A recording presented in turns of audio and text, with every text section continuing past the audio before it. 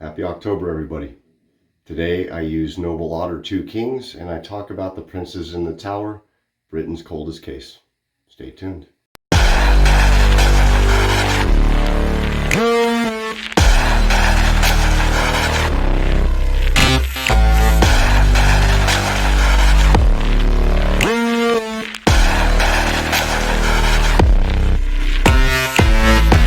Good morning, everybody. How's it going? John Bonham, Cape Cod Wet Shaving. Oh man, been a crazy week.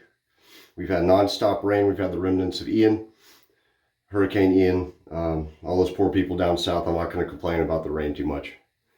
Hope everyone's doing well. Everyone in Florida, you know, Eric, Jerry, who else? Tons of people. Razor Ray, all you guys. I hope you're doing okay. I know you all had some bad damage, especially you, Ray and Jerry. I hope all's well. I've been sick this past week too. I went to my daughter's open house last Thursday. Friday morning I woke up and there's been something getting passed around. My kids got over it in like 3 days. It knocked me on my ass for a week. And I mean knocked me on my ass. Like I called Mike Tyson a sissy. Just been bad. I'm still, so if I sound nasally, that's why.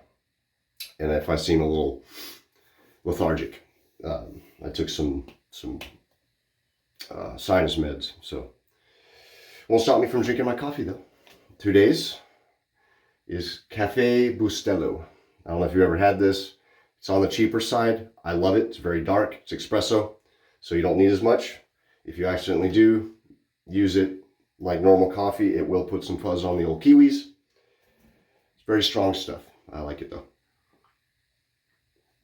I made it a little too strong this morning. My wife wasn't pleased, so it is what it is. I love dark coffee. All right, so today I have my soap blooming right now. It's Noble Otter. I always bloom Noble Otter.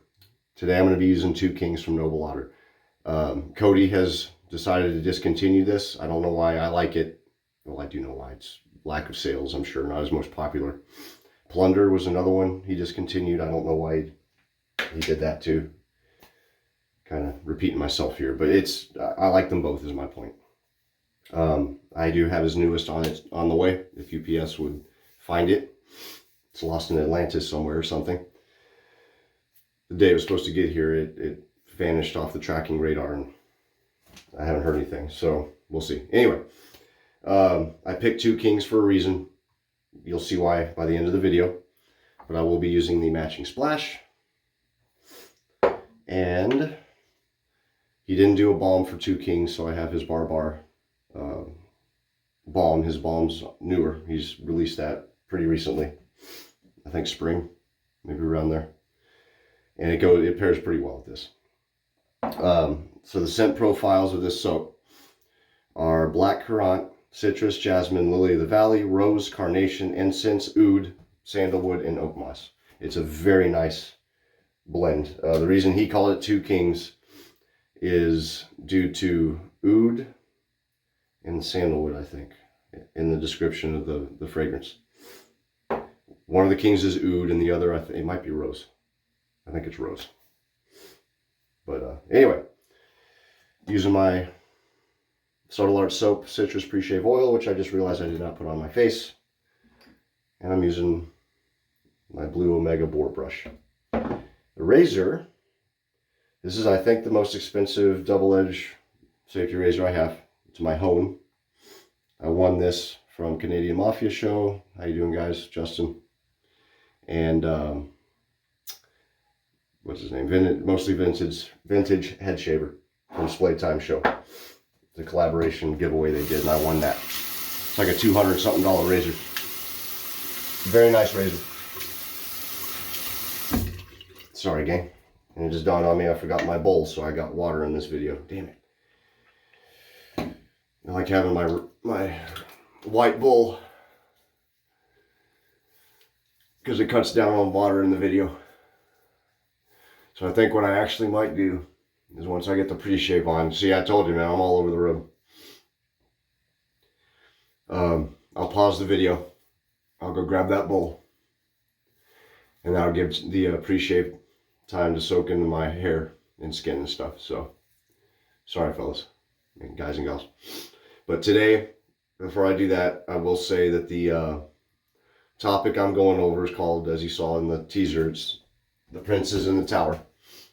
And this is a cold case, what we would call a cold case. They wouldn't have back then, but a cold case from 1483, the year 1483 in Britain.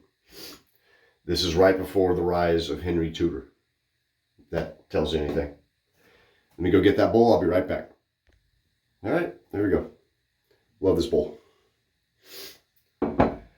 That's my shave, swish, swish bowl. It's October. Threw up a couple of extra decorations. Got Jack and the chain. So, speaking of decorations, new stuff. Ethan at the Shave Mercantile just came out with these. They're awesome. Go get yourself one. How you doing, Ethan? I love these. I love his design. I told him this reminds me of Monty Python. Very much so. But these are handsome mugs. Go to his website, shavemercantile.com. Get yourself one. They're awesome. All right. So that is enough blooming, I believe. Let me get lathering, guys. Sorry for the slow start to the video. All right. Oh, and I forgot to mention, for obvious reasons, I'm using Crown blades. I don't know what I think about these yet. I've used them one time, and I wasn't extremely fond of them. So that's part of the reason I picked the Hone razor. I wanted to pick a really high-end, decent razor to try them in. So, oh, this stuff's so good. Stupid allergies.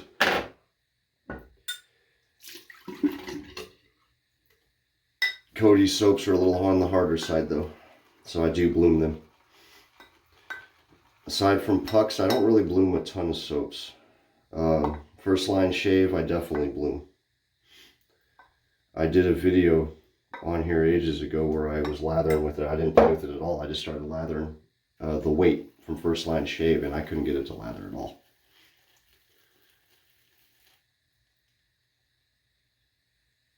So, it is what it is. But Noble Otter's great soap. I'm sure everyone who watches this has tried it. If you have not, go give it a shot. Cody's a fellow Texan. He was the one I was laughing about. He opened up shop about 15 minutes from where I grew up. Go figure. Good dude. He's not as involved in the social media aspect of things, but he, if you message him, he'll talk to you. He's a reserved guy. Nothing wrong with that, man. I like talking to people. Doesn't mean it's bad if you're not a chatterbox like me. All right, so The Princes in the Tower. Here we go.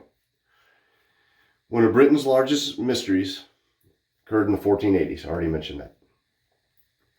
So, if you go Google this, undoubtedly this seems to be the painting that represents them the most. This is a painting by a guy named Sir John Everett Millais, if I'm saying that correctly. But those are the two princes, two brothers. Edward V, who was 12, and his younger brother Richard, who was 9 at the time of their, you'll find out. So, there's a lot of Richards and a lot of Edwards in this. So, when I say Edward, I'm going to be talking about the young prince. When I say Richard, I'll be talking about the young prince. When I say the Duke, I'm going to be talking about their uncle, who was Richard III, Duke of Gloucester. And you're going to love that guy. All right. So the princes were Edward V. April 9th, 1483 is their official historic time of death. Sorry. So Edward V was the true heir to the throne. At the time of his father's death, his uncle Richard, Duke of Gloucester, seemed to have been prepared for his brother's demise. So King Edward IV died I'm completely turned around here. April 9th, 1483 is when their father died, Edward IV, the father of Edward V and Richard, his younger brother, Richard. So Edward V was the true heir to the throne. He was the oldest. He was the next in the line of succession. At the time of his father's death, his uncle, Richard III, Duke of Gloucester, he seemed to kind of have been prepared for his brother's demise. Now, does that mean he killed him? I don't think so, but he was sick. He died unexpectedly, but he was sick. Whatever he was sick with, they didn't think it would be fatal. And he was sick for a few weeks. And then ultimately he died. So, once he heard about his brother's death, he set out for York Minster to, quotations used, pledge his loyalty to the new king. He left on April 15th. So he left 6 days, just shy of a week, after hearing of his brother's death.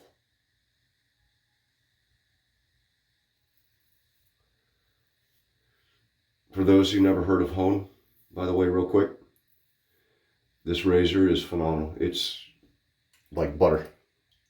It's just remarkable.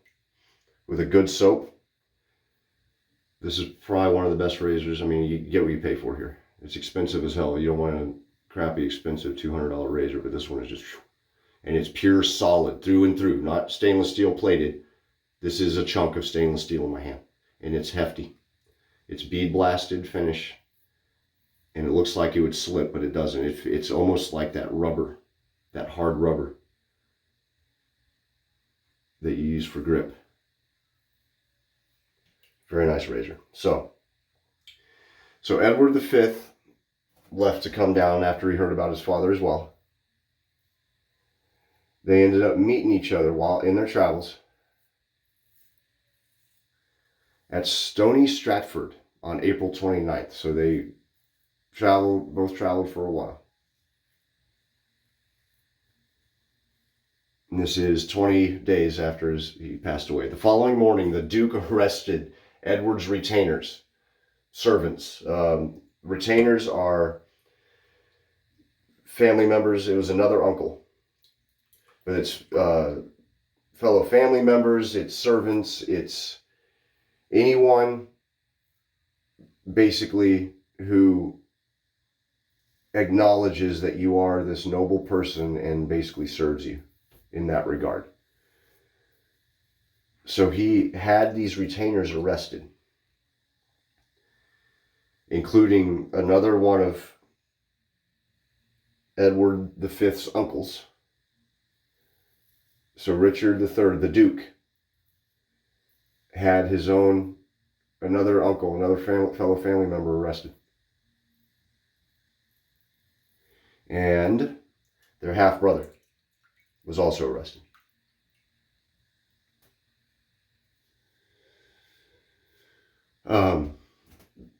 They were both sent to Yorkshire and beheaded. They were beheaded on June 25th. Now, June 25th is going to come up again. But that's kind of harsh. I think you can start to see where this is going here. The Duke took possession of Edward V himself, the prince in line for succession. This caused Edward and Richard's mother, Elizabeth Woodville, to take Richard, the younger brother, and flee to Westminster Abbey for sanctuary. So obviously she was like, holy crap, that's no good. She obviously knew, you know, this is a time where power plays were made against each other all the time. Like you think your brother and your sister today. You didn't have love for your siblings back then. They were an obstacle and an automatic enemy simply because they were related to you. So, it's a crazy time to live. All right, so Edward V and Duke Richard arrived in London together. Plans continued for Edward's coronation, but the date was postponed from May 4th to June 25th, the same day as the beheadings. So he postponed, the Duke postponed the coronation of Edward V.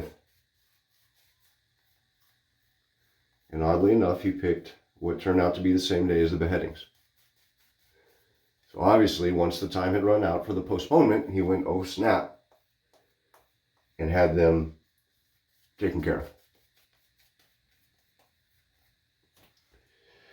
All right. So, on May 19th, 1483, Edward was lodged in the Tower of London. Edward V. Now, this was normal. Back in those days, the Tower of London was actually used for up-and-coming, for the coronation, for the up-and-comer who's going to be crowned the new king or queen of England. King. It was the traditional residence of monarchs prior to coronation.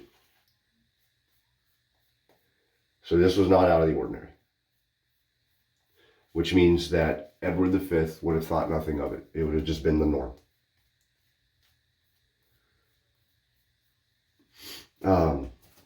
This is the Tower of London, by the way. Pretty scary. In this photo, you can see the White Tower, what's called the White Tower. And that'll come into play as well. But this is a picture of the Tower of London. It's very foreboding. It actually goes underground. There's actually cells, prison cells at the bottom of the Tower of London, like underground, deep. It's freaky. So he was joined June 16th by his younger brother Richard for the coronation. So obviously their mother felt that the coronation was going to go on as planned. Didn't feel any danger and brought Richard out for the coronation of his brother to be crowned.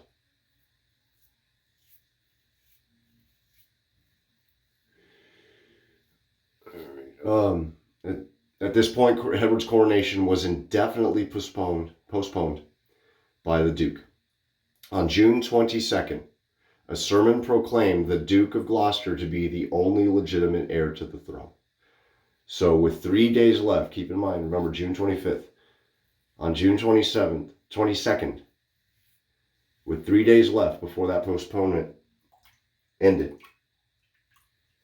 he made his move, made his power play move, and made his nephew illegitimate heir to the throne. Obviously, the Duke was stealing the throne from his nephew.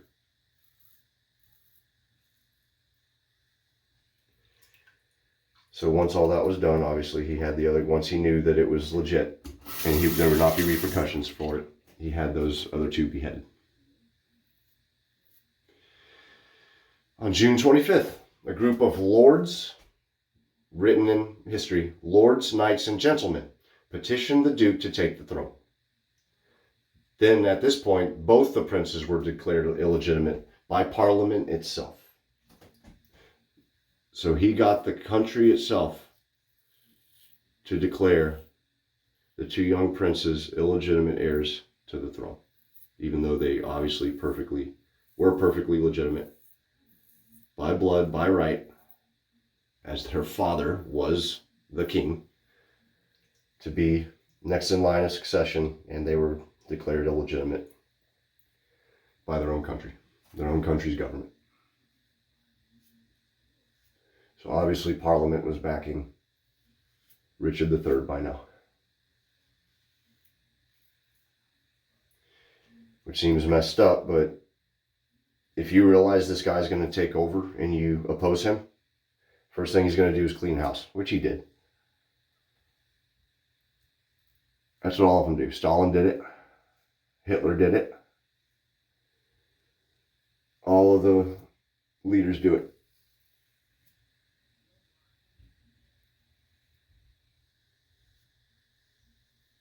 Kim Jong-un did it. His own brother. So, I'm going to pause real quick and mention the soap. This is a very warm, very nice soap. The oud is not too much. Cody does a really good job of balance. Some of his soaps, I even call them kind of underwhelming. BarrBarr, I love BarrBarr. It's phenomenal. I just wish it were a tiny bit stronger. But this one is perfect because of the ingredients in it. You don't want too much overpowering rose or geranium or lily of the valley. You do not want too much overpowering oud. Everything is exactly just where it should be. And because of that, it's a very nice, warm fragrance. It's, you know, all the florals that are in it, it's not too floral. Oop, nicked myself.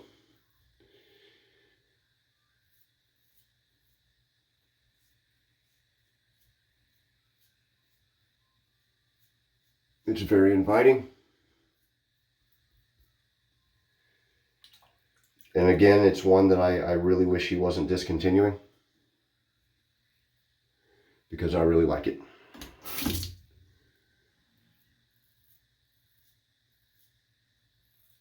But obviously there's no point in putting ingredients into product that you know aren't going to do well.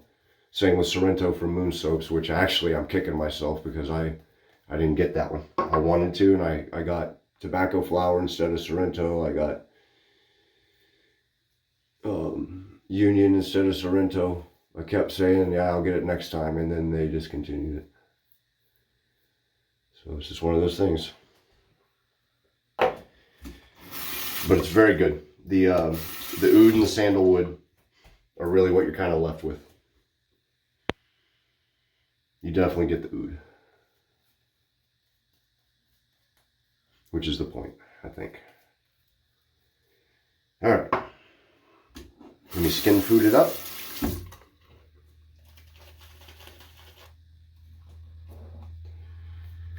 Where was I? Sorry, guys. I know this one's going a little longer, and I say that every video. Got some hair there. Boar hair. Yeah, the Lords, Knights, and Gentlemen petition declared illegitimate by Parliament.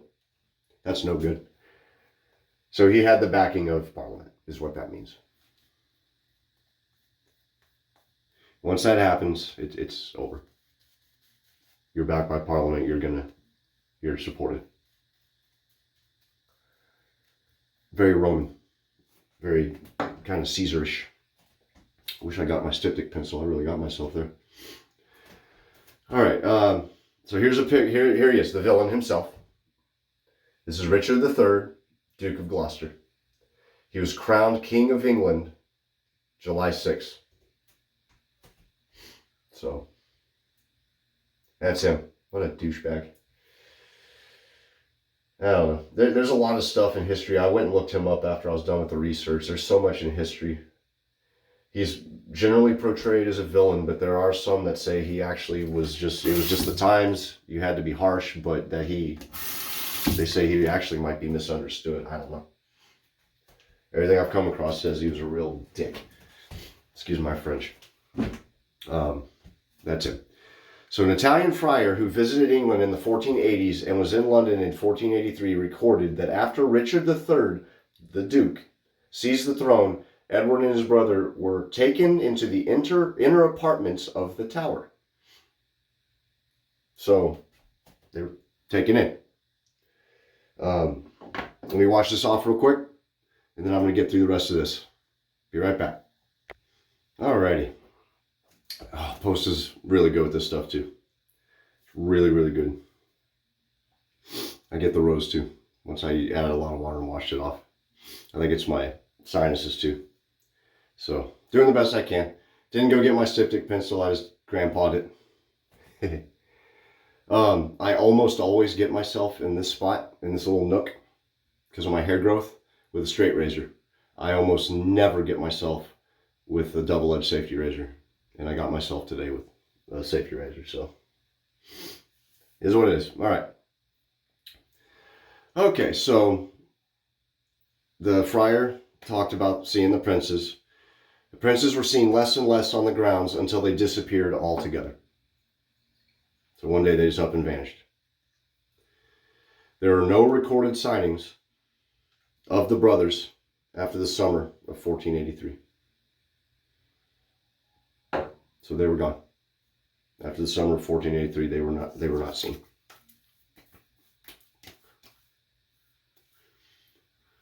Splash is alcohol based, not aloe vera, or not aloe vera, not witch hazel. Oh,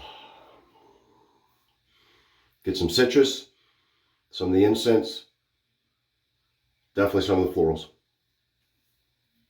Smells very good, the splash. You're going to get more of the florals in the splash. You got more of the sandalwood, the oud. Some of the Oakmoss, all that, the warmth you got in the soap. This, you get the florals. Very nice. All right, drop something, sorry. The mystery endures. Other than their disappearance, there's never been any evidence found or received or anything about any foul play. So, on July 17th, 1674, workmen remodeling the Tower of London dug up a wooden box containing 2 skeletons that were small. Should really go get this tip, but whatever. The bones were found 10 feet under a staircase leading into the White Tower. I think the chapel in the White Tower. The staircase itself had not yet been built during the time of Richard III, which is interesting. So that means that it was, they think, possibly buried before the staircase obviously was built, or it was after the staircase was built, which means it's not the prince's. Most likely. A report stated the remains had rags of velvet that were found. So rags of velvet meant that they were, at the very least, aristocrats of some kind, because velvet was worn by the upper class. Sorry. The bones were placed into an urn by King Charles II and interred into Westminster Abbey, which ironically is where their mother had taken them. Richard, the young Richard. They have only been examined once in 1933, the bones. It was concluded the bones were the lost princes, although historians are very skeptical of that, because there has since been other bones found of children even under the Tower of London. There were some, they were excavating somewhere in the 1800s.